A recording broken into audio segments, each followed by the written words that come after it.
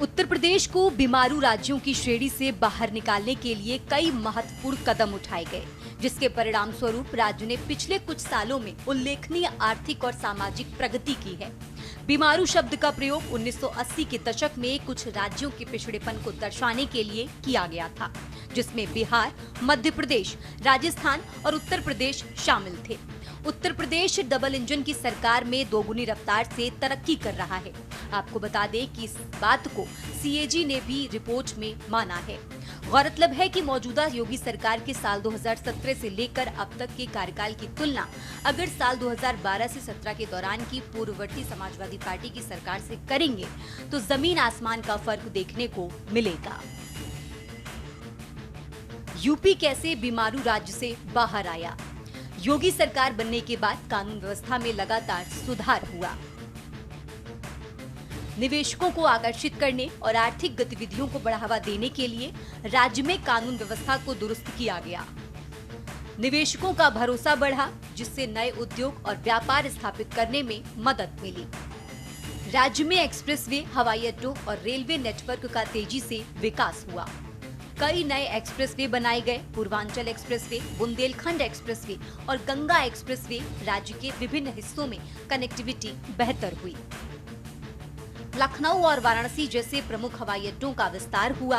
अयोध्या, कुशीनगर, जेवर में नए हवाई अड्डे बनाए गए। बिजली आपूर्ति में सुधार किया गया, जिससे उद्योगों और कृषि को लगातार बिजली मिल रही है।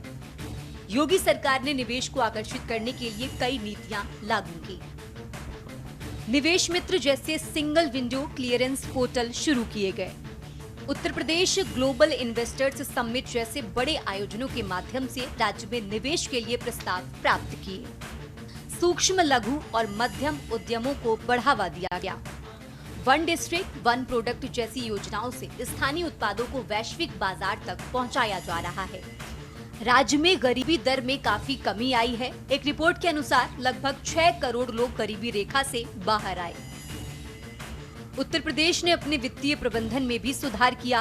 कैग की हालिया रिपोर्ट के अनुसार उत्तर प्रदेश अब राजस्व अधिशेष वाला राज्य बन गया।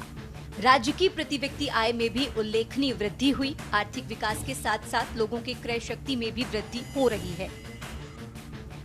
लेकिन पिछले 8-8.5 वर्ष के अंदर प्रधानमंत्री जी के मार्गदर्शन में, प्रधानमंत्री मोदी जी के नेतृत्व में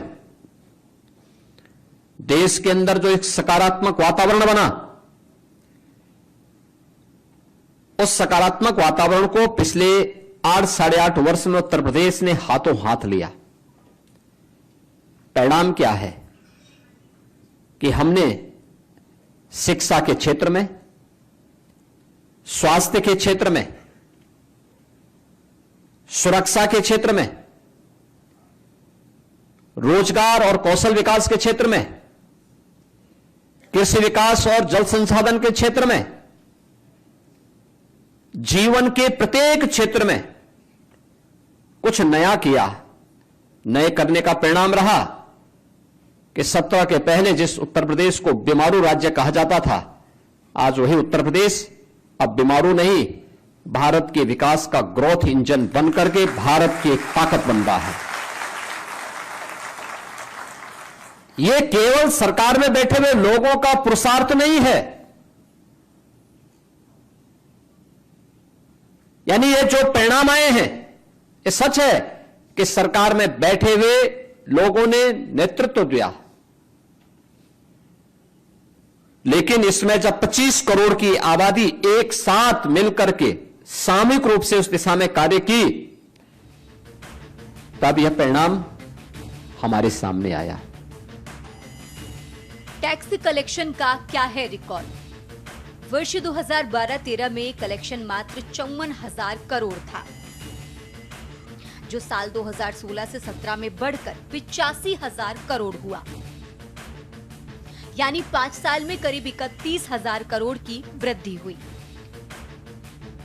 योगी सरकार में साल 2017 से 18 में ये 95,000 करोड़ से बढ़कर साल 2024 से 25 तक 2,25,000 करोड़ तक पहुंचा।